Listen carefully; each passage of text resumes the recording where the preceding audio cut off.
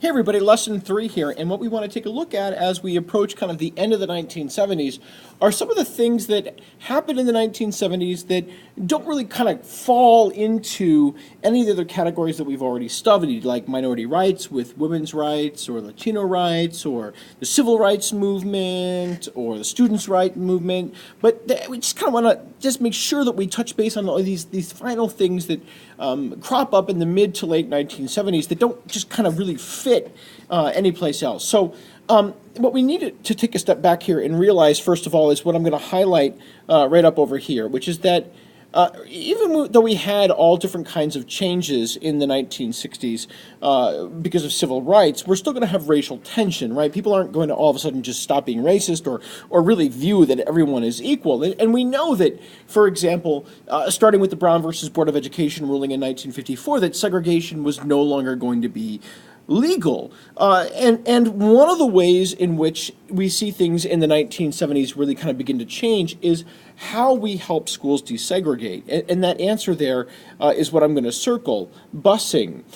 We have policies where we will transport children to schools outside of their ethnic neighborhood to kind of achieve greater racial balance. In order, the idea is kind of like this: if we have, a building with a ton of African Americans and another building here with a ton of white kids, what we want to do is we want to stop that segregation. So what we'll do is we'll bus some of the African American kids at the white school, some of the white kids at the African American school, and then all of a sudden we have two schools, equal racial balance.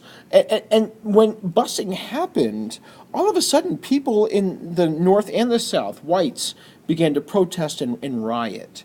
And the reason they wanted to protest and riot is because all of a sudden, what they had taken for granted, which is their nice neighborhoods with their perfect little schools, were no longer necessarily going to be their own.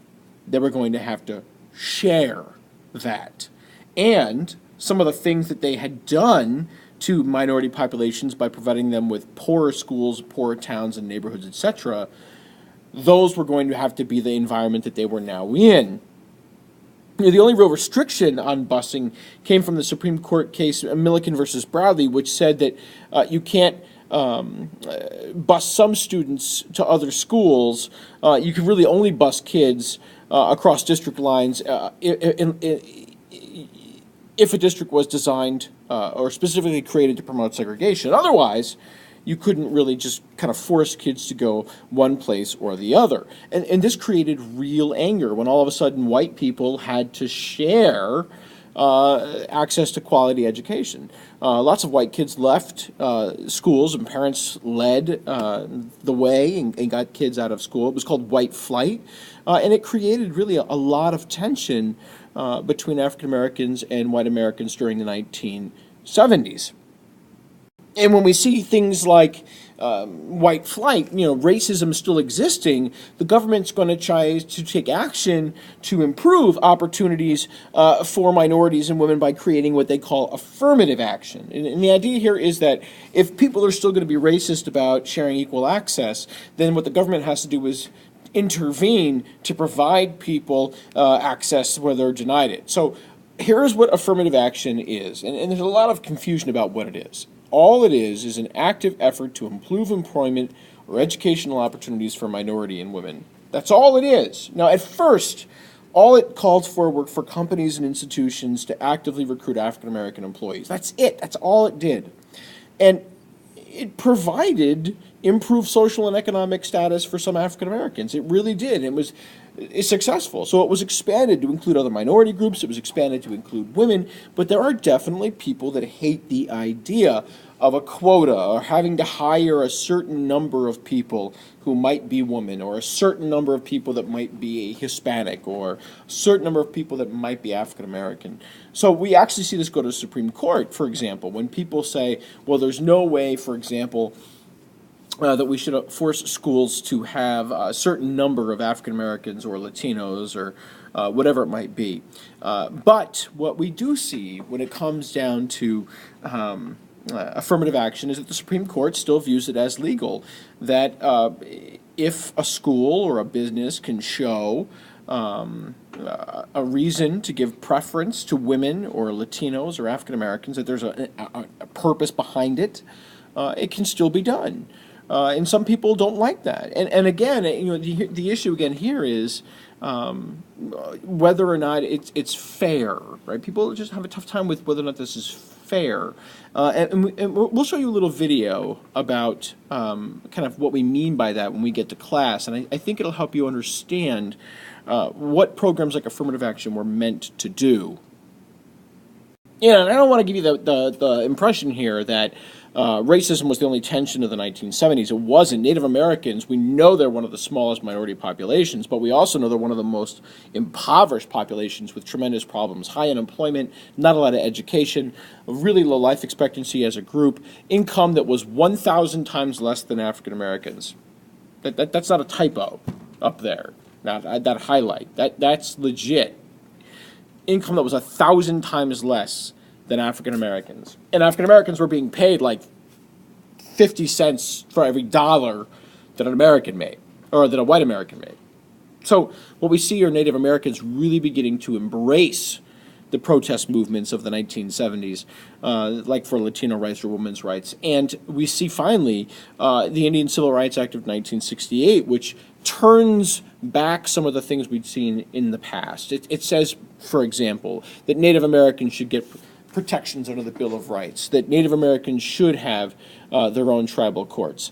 But that's really about all that they were getting. There wasn't much other change made in ways of kind of improving the Native American situation. So Native Americans decided to organize a militant movement. And remember, Malcolm X had talked a little bit about militant movements, but any means necessary in using violence. And the American Indian movement embraced that idea. They protested, they used violence, they used bombings, they invaded offices and buildings to gain civil rights. They occupied a prison called Alcatraz. It was a closed prison. They occupied it for 2 years. They invaded and destroyed FBI offices. And they really pushed for change in the 1970s and early 1980s. They really did. And it does pay off. It takes a while. Like, for example, it's not until 1987 when the Supreme Court says that Native Americans can have businesses on their properties that they can tax and states can't take any of the money. It goes all to Native American needs on their own reservations, for example. So we begin to see things like electric plants, casinos, oil, gas, ranches pop up on Native American lands because the money will all go to Native Americans themselves. But it's a hard-fought fight. Similarly, other groups that really began fighting for rights in the 1970s that had hard fights to win in order to get those equal rights, including the disabled. Americans with disabilities, like me with my hearing, my loss of hearing, they began to organize for change in the 60s and 70s. They had to fight and fight and fight. The greatest victory for them came in 1990, was the Americans with Disabilities Act. And it wasn't until then that people with physical disabilities were guaranteed civil rights. For example, employers couldn't discriminate against you if you had a disability. But they could. Prior to that, there wasn't a problem. And the things that we think of as normal now, like closed caption television, which I rely on so that I can watch television. I rely on closed caption television. I need to read it. I can't hear it. That didn't exist prior to the 90s. It just wasn't there, man. You suffered. That's just the way it was. And there's a bazillion other things like that where you just didn't get the same access to life that every other American got. And I know that the last 4 slides have been all doom and gloom, right? Whether it was racial tension or whether it was a Native American tension or disability rights, but there was something that all of these groups suffered from in the 60s and 70s, and that was environmental disaster. For example, the environmental movement will grow up in the 1960s and 70s because of the ways in which we were treating the environment and how all of a sudden we were seeing it up close and personal. I'll give you a great example. One of them is a pesticide called DDT. It's an awesome pesticide. It kills like tons of things. Small problem, it also kills birds, fish, and is highly poisonous to humans. So when books like Silent Spring are published in the 1960s and 70s and go after these pesticides like DDT, Americans far and wide, white, black, Native American, begin to realize that, holy crap, our environment is really suffering. In fact, it's so bad that some rivers and lakes are like, you can't even swim in them because they're that poisoned. Like, it's unsafe for fishing and swimming. You cannot go in the water because you will get sick. There was a river, for example, even in Cleveland that caught on fire. The river was on fire. Like the river, water. There were so many pollutants, chemicals in the water that the water caught on fire. There were other disasters in the 70s, tremendous smog, putting people in the hospital caused by chemical fumes. There was a town in New York State called Love Canal where there were tens of thousands of toxic waste barrels leaking into the ground where they lived and coming up into their basements. Kids would go out to play and they'd come back inside covered in toxic waste, give kids cancer. People really realize it's time to protect the environment. It's why Earth Day is created in 1970. It's also why we have things like the Environmental Protection Agency to enforce pollution standards and help with research and help us with fighting pollution in state and local governments. It's why we have the Clean Air Act, which is the law that says we have to have standards that companies and cars have to meet for emissions. We can't just dump whatever we want into the atmosphere. It's why we have the Clean Water Act, which says that we need to restrict polluting our rivers and lakes, and it's why we have the Endangered Species Act, because what we wanted to make sure we can preserve threatened animal and plant species. These laws were revolutionary for their times because they helped handle some of the many problems that we saw in our environment, and they were needed for sure. And I think that maybe the easiest way to show you how people were concerned about the environmental movement comes from talking about nuclear energy, because when we look at all the pollution, we can't deny that coal and oil and all that kind of stuff creates pollution. So you had a lot of supporters of nuclear energy saying that, look, this is a cleaner and less expensive way to help our country get the energy it needs without using fossil fuels. But people were like, well, dude, there's a risk, right? Like, what happens if this nuclear power plant blows up, right? Like, hello?